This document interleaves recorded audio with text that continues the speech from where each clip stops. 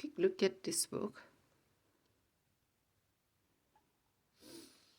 The story of Esther takes place in the city of Susa in the winter palace of the Persian king.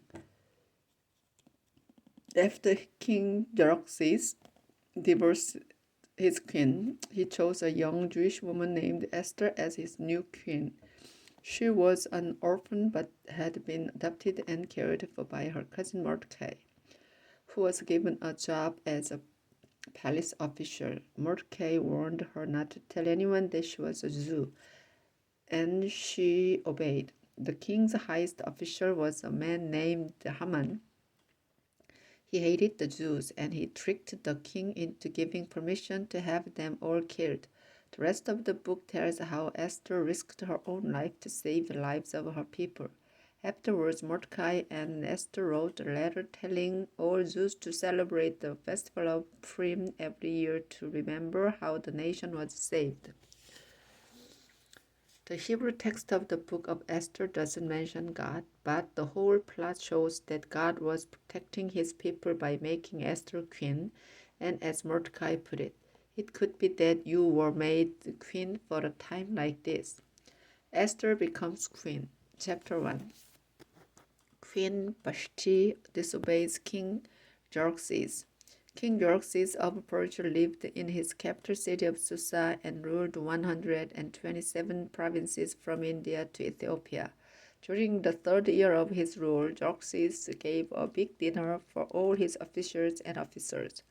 The governors and leaders of the provinces were also invited, and even the commanders of the Persian and Median armies came. For 180 days he showed off his wealth and spent a lot of money to impress his guests with the greatness of his kingdom.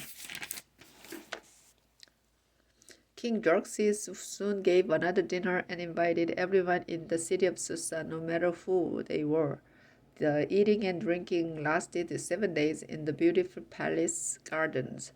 The area was decorated with blue and white cotton curtains tied back with purple linen cords that ran through silver rings fastened to marble columns. Couches of gold and silver rested on pavement that had all kinds of designs made from costly bright-colored stones and marble and mother of pearl. The guests drank from gold cups, and each cup had a different design. The king was generous and said to them, "Drink all you want." Then he told his servants, "Keep their cups full." While the men were enjoying themselves, Queen Vashti gave the women a big dinner inside the royal palace. By the seventh day, King Xerxes was feeling happy because of so much wine, and he asked his 7 personal servants, Mehuman, Bisa, Harbona, Bigtha, Agatha, Jethar, and Carcass, to bring Queen Vashti to him. The king wanted her to wear her crown and let his people and his officials see how beautiful she was.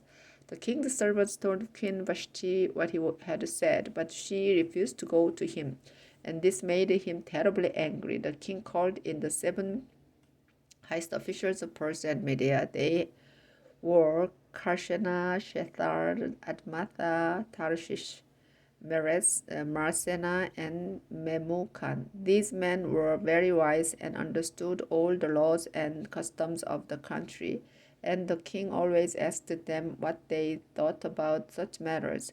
The king said to them, "Queen Vashti refused to come to me when I sent my servants for her. What does the law say I should do about that?" Then Memucan told the king and the officials, "Your Majesty, Queen Vashti has not only embarrassed you, but she has insulted your officials and everyone else in all the provinces. The women in the kingdom will hear about this, and they will refuse to respect their husbands. They will say, 'If Queen Vashti doesn't obey her husband, why should we?' Before this day is over, the wives of the officials of Persia and Media will find out that what Queen Vashti has done, and they will refuse to obey their husbands. They won't respect their husbands, and their husbands will be angry with them. Your Majesty, if you agree, you should write for the Medes and Persians a law that can never be changed. This law would keep Queen Vashti from ever seeing you again. Then you could let someone who respects you be queen in her place. When the women in your great kingdom hear about this new law, they will respect their husbands no matter if they are rich or poor. King Xerxes and his officials liked what Memucan had said, and he sent letters to all his provinces. Each letter was written in the language of the province to which it was sent, and it said that husbands should have complete control over their wives and children. Chapter 2, Esther becomes queen. After a while, King Xerxes got over being angry, but he kept thinking about what Vashti had done and the law that he had written because of her. Then the king's personal servant said, Your Majesty, a search must be made to find you some beautiful young women. You can select officers in every province to bring them to the place where you keep your wives in the capital city of Susa. Put your servant Haggai in charge of them, since that is his job. He can see to it that they are given the proper beauty treatments. Then let the young woman who pleases you most like Vashti's place as queen.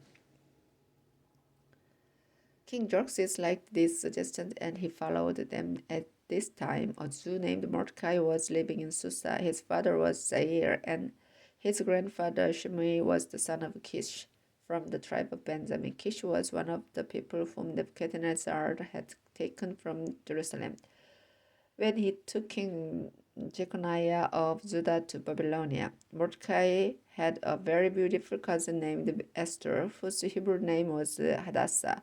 He had raised her as his own daughter after her father and mother died. When the king ordered the search for beautiful women, many were taken to the king's palace in Susa, and Esther was one of them. Haggai was put in charge of all the women, and from the first day Esther was his favorite. He began her beauty treatments at once. He also gave her plenty of food and 7 special maids from the king's palace, and they had the best rooms. Mordecai had warned Esther not to tell anyone that she was a Jew, and she obeyed him. He was anxious to see how Esther was getting on and to learn what had happened to her. So each day he would walk back and forth in front of the court where the women lived. The young women were given beauty treatments for 1 whole year. The first 6 months their skin was rubbed with olive oil and myrrh, and the last 6 months it was treated with perfumes and cosmetics.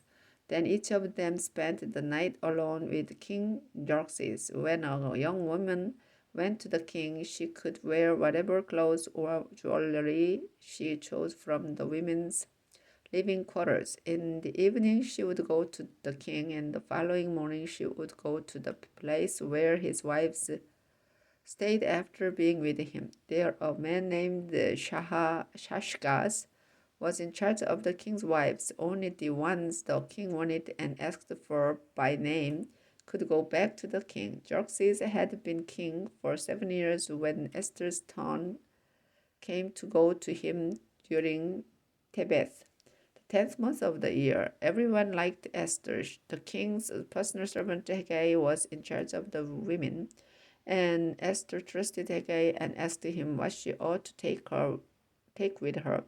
Xerxes liked Esther more than he did any of the other young women. None of them pleased him as much as she did, and straightway he fell in love with her and crowned her queen in place of Vashti. In honor of Esther, he gave a big dinner for his leaders and officials. Then he declared a holiday everywhere in his kingdom and gave expensive gifts. Mordecai saves the king's life. When the young women were brought together again, Esther's cousin Mordecai had become a palace official. He had told Esther never to tell anyone that she was a Jew, and she obeyed him just as she had always done. Bigthana and Teresh were the two men who guarded King Xerxes' rooms, but they got angry with the king and decided to kill him. Mordecai found out about their plans and asked Queen Esther to tell the king what he had found out. King Xerxes learned that Mordecai's report was true and he had the two men hanged. Then the king had all of this written down in his record book as he watched.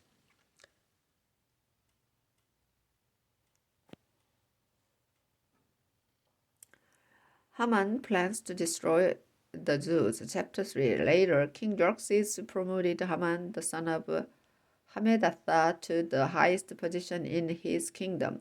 Haman was a descendant of Agag, and the king had given orders for his officials at the royal gate to honor Haman by kneeling down to him. All of them obeyed except Mordecai. When the other officials asked Mordecai why he disobeyed the king's command, he said, "Because I am a Jew." They spoke to him for several days about kneeling down, but he still refused to obey. Finally, they reported this to Haman to find out if he would let Mordecai get away with it. Haman was furious to learn that Mordecai refused to kneel down and honor him. And when he found out that Mordecai was a Jew, he knew that killing only Mordecai was not enough. Every Jew in the whole kingdom had to be killed.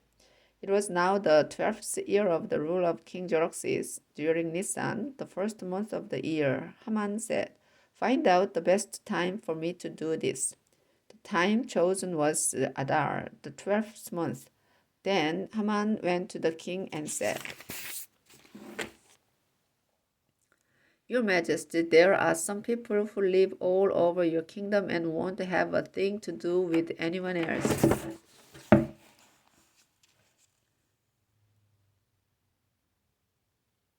They have customs that are different from everyone else's, and they refuse to obey your laws. We would be better off to get rid of them. Why not give orders for all of them to be killed? I can promise that you will get a great deal of silver for your treasury." The king handed his official ring to Haman, who hated the Jews, and the king told him, "Do what you want with those people. You can keep their money." On the 13th day of Nisan, Haman called in the king's secretaries and ordered them to write letters in every language used in the kingdom. The letters were written in the name of the king and sealed by using the king's own ring. At once they were sent to the king's highest officials, the governors of each province, and the leaders of the different nations in the kingdom of Xerxes.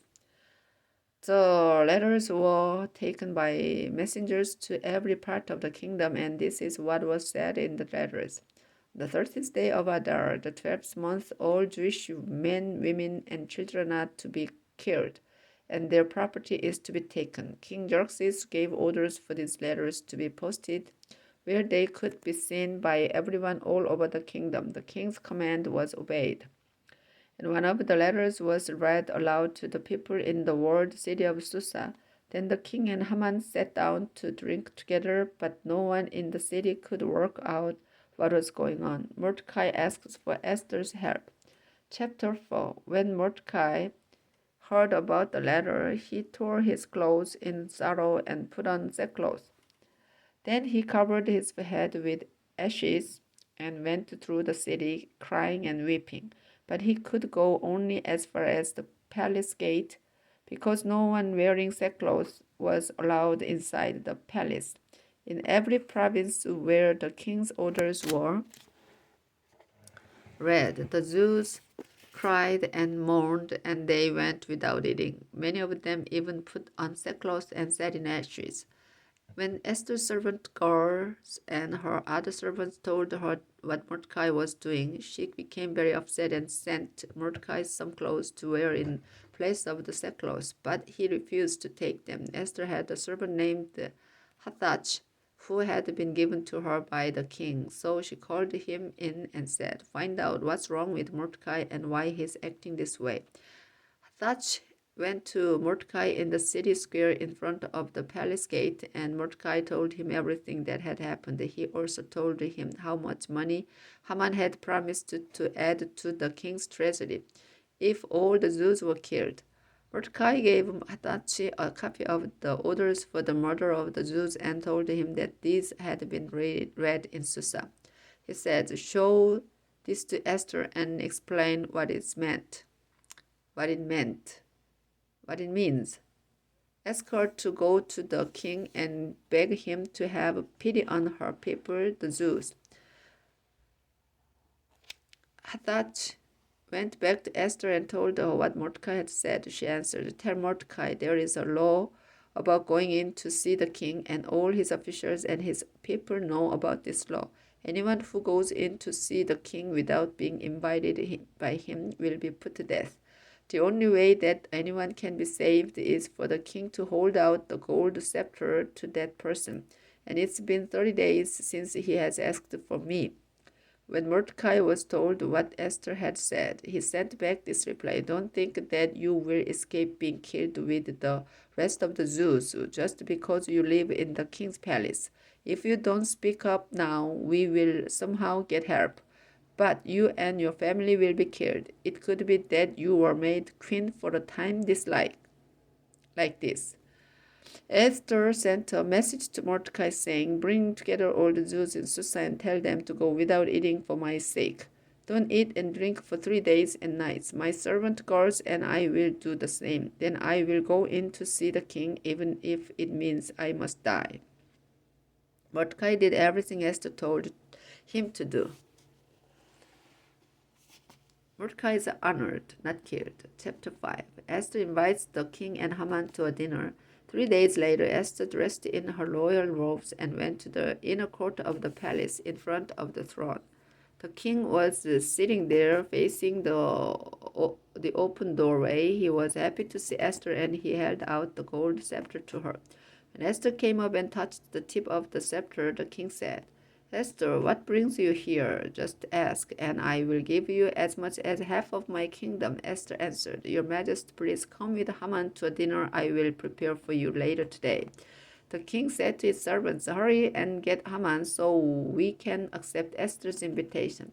The king and Haman went to Esther's dinner, and while they were drinking wine, the king asked her, "What can I do for you? Just ask, and I will give you as much as half of my kingdom." Esther replied, "Your Majesty, if you really care for me and are willing to do what I want, please come again tomorrow with Haman to the dinner I will prepare for you. At that time I will answer your Majesty's question." Haman plans to kill Mordecai. Haman was feeling great as he left, but when he saw Mordecai at the palace gate, he noticed that Mordecai did not stand up or show him any respect. This made Haman really angry, but he did not say a thing. When Haman got home, he called together his friends and his wife Zeresh and started boasting about his great wealth and all his sons. He told them the many ways that the king had honored him and how all the other officials and leaders had to respect him. Haman added, "That's not all. Besides the king himself, I am the only person Queen Esther invited for dinner. She has also invited the king and me to dinner tomorrow, but none of this makes me happy as long as I see that Jew Mordecai sitting at the palace gate." Haman's wife and friends said to him, "Have a tower built about 22 meters high, and tomorrow morning ask the king to hang Mordecai there. Then later you can have dinner with the king and enjoy yourself." This seemed like a good idea to Haman, and he had the tower built. Chapter 6. The king honored Mordecai. That night the king could not sleep, and he got a servant to read him the records of what had happened since he had been king. When the servant read how Mordecai had kept Bigthana and Teresh from killing the king, the king asked, "What has been done to reward Mordecai for this?" "Nothing, your majesty," the king's servants replied. About this time, Haman came in to ask the king to have Mordecai hanged over on the tower he had built. The king saw him and asked, "Who is that man waiting in front of the throne room?" The king's servants answered, "Your majesty, it is Haman." "Tell him to come," the king commanded. When Haman entered the room, the king asked him, "What should I do for a man I want to honor?" Haman was sure that he was the one the king wanted to honor. So he replied, Your Majesty, if you wish to honor a man, get someone to bring him one of your own robes and one of your own horses with a fancy head dress. Tell one of your highest officials to place your robe on this man and lead him through the streets on your horse, while someone shouts, This is how the king honors a man. The king replied, Hurry and do just what you have said. Don't forget a thing. Get the robe and the horse for Mordecai the Jew, who is on duty at the palace gate. Haman got the king's robe and put it on Mordecai. He led him through the city on the horse and shouted as he went, This is how the king honors a man. Afterwards, Mordecai returned to his duties at the palace gate, and Haman hurried home, hiding his face in shame. Haman told his wife and friends what had happened. Then his wife and his advisers said, If Mordecai is a Jew, this is just the beginning of your troubles. You will end up a ruined man. They were still talking when the king's servants came and quickly took Haman to the dinner that Esther had prepared.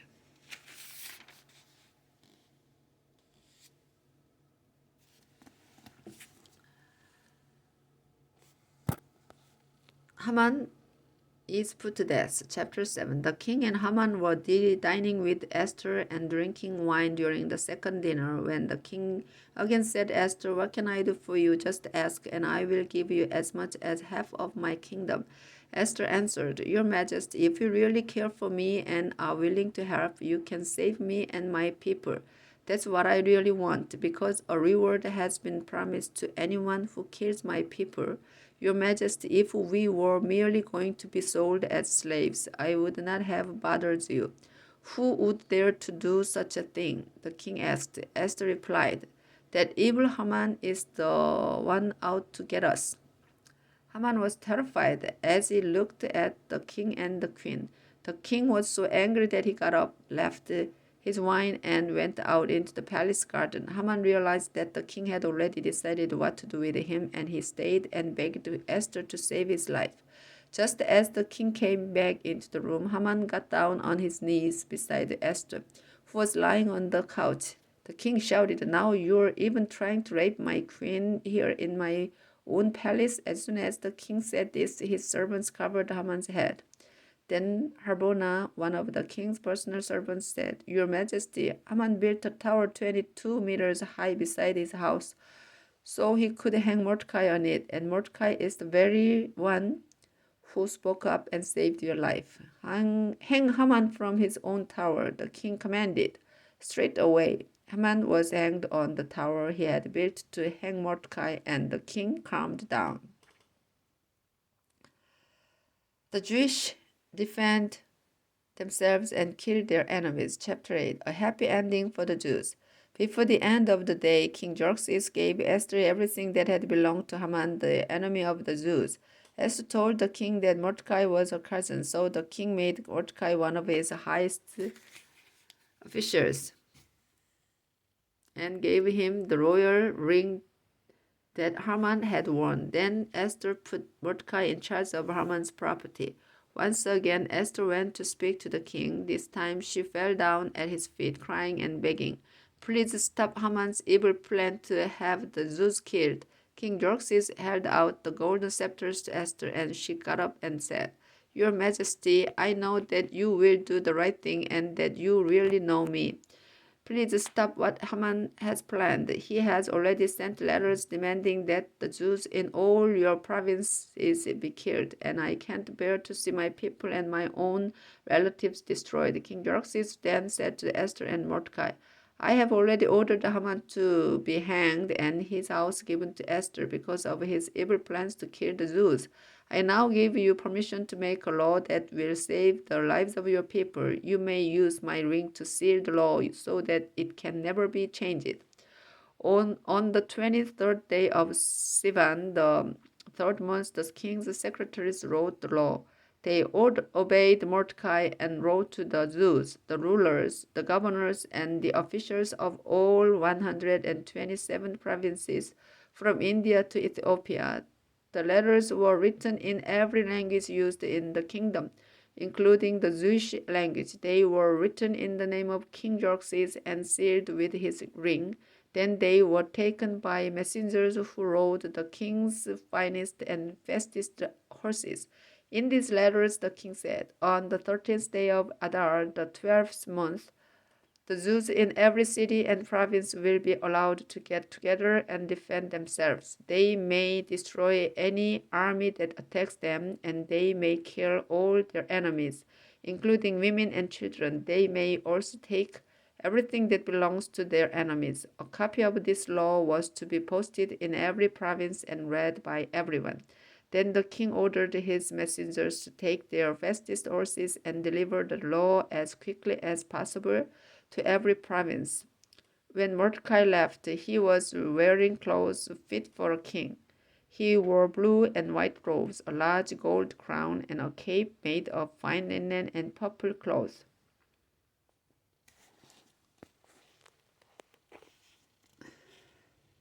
After the law was announced in Susa, everyone shouted and cheered, and the Jews were no longer afraid. In fact, they were very happy and felt that they had won a victory. In every province and city where the law was sent, the Jews had parties and celebrated. Many of the people in the provinces accepted the Jewish religion because they were now afraid of the Jews. Chapter 9. The Jews destroy their enemies. The first law that the king had made was to be followed on the 13th day of Adar, the 12th month. This was the very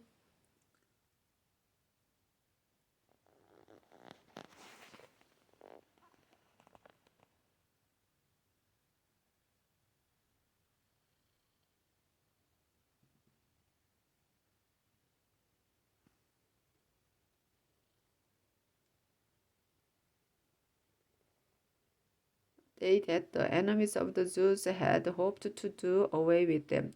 But the Jews turned things around, and in the cities of every province they came together to attack their enemies. Everyone was afraid of the Jews, and no one could do anything to oppose them. The leaders of the provinces, the rulers, the governors, and the court officials were afraid of Mordecai and took sides with the Jews. Everyone in the provinces knew that the king had promoted him and had given him a lot of power. The Jews took their swords and did away with their enemies without showing any mercy. They killed 500 people in Susa, but they did not take anything that belonged to the ones they killed. Haman had been one of the worst enemies of the Jews, and 10 of his sons were among those who were killed. Their names were Pashandatha, Dalphon, Aspatha, Poratha, Adaliah, Aridatha, Parmashta, Arisai, Aridai, and Vaizatha. Later that day, someone told the king how many people had been killed in Susa. Then he told Esther, 500 people, including Haman's 10 sons, have been killed in Susa alone. If that many were killed here,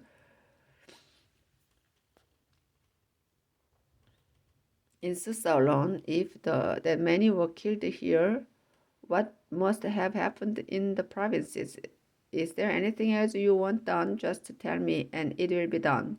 Esther answered, Your Majesty, please let the Jews in Susa fight to defend themselves tomorrow, just as they did today, and order the bodies of Haman's 10 sons to be hanged in public.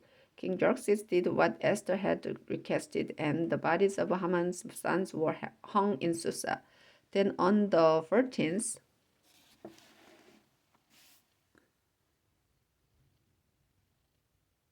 day of Adar, the Jews of the city got together and killed 300 more people, but they still did not take anything that belonged to their enemies. On the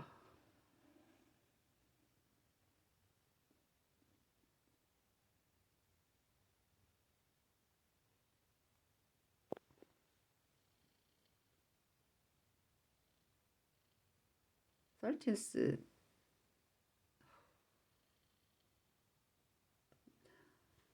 13th day of Adar,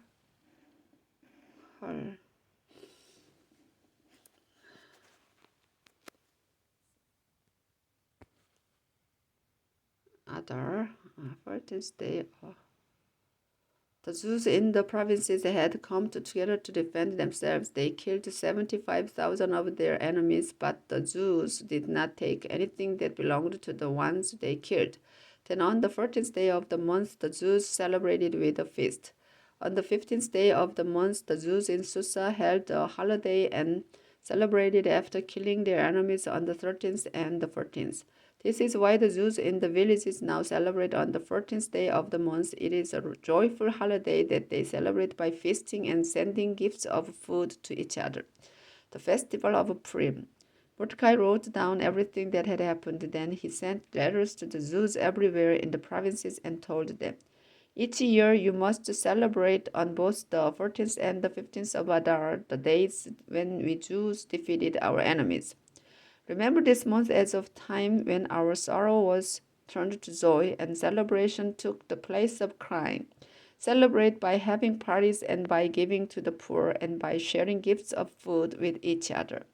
They followed Mordecai's instructions and set aside these 2 days every year as a time of celebration. The reason for the festival of Purim. Haman was the son of Hammedatha and a descendant of Agag. He hated the Jews so much that he planned to destroy them, but he wanted to find out the best time to do it. So he cast lots.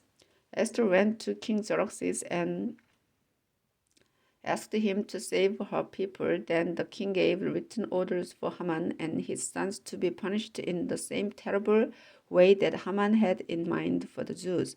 So they were hanged. Mordecai's letter had said that the Jews must celebrate for 2 days because of what had happened to them. This time of celebration is called Purim, which is the Hebrew word for the lots that were cast. Now, every year the Jews set aside these 2 days for having parties and celebrating just as they were told to do. From now on, all Jewish families must remember to celebrate Purim on these 2 days each year.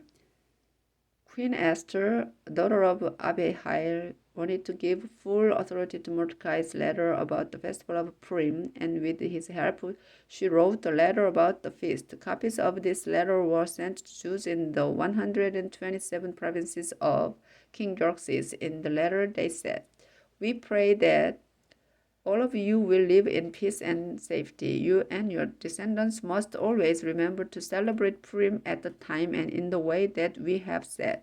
You must also follow the instructions that we have given you about mourning and going without eating. These laws about Purim are written by the authority of Queen Esther." The greatness of Xerxes and Mordecai. Chapter 10. King Xerxes made everyone in his kingdom pay taxes, even those in lands across the sea. All the great and famous things that King Xerxes did are written in the record books of the kings of Media and Persia. These records also tell about the honors that the king gave to Mordecai. Next to the king himself, Mordecai was the highest official in the kingdom. He was a popular leader of the Jews because he helped them in many ways and would even speak to the king for them.